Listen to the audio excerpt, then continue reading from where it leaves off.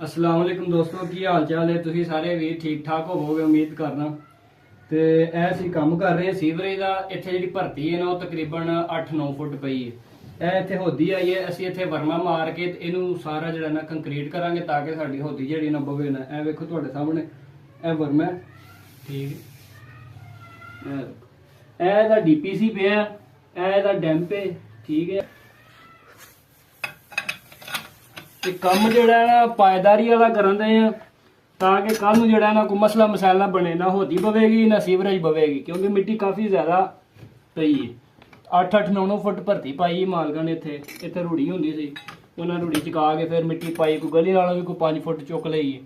ਇਸ ਵਾਸਤੇ ਨਹੀਂ ਭਰਤੀ ਬਣ ਗਈ ਤੇ ਅਸੀਂ ਵੀ ਜਿਹੜਾ ਨਾ ਉਨੀ ਮਿਹਨਤ ਵੱਧ ਕਰ ਰਹੇ ਤਾਂ ਕਿ ਕੰਮ ਜਿਹੜਾ ਨਾ VIP ਹੋਵੇ।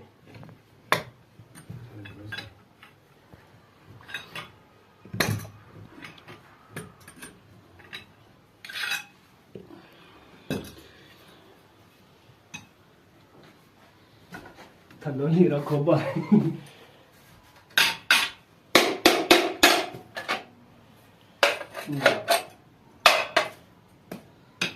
ਨੀਰਾ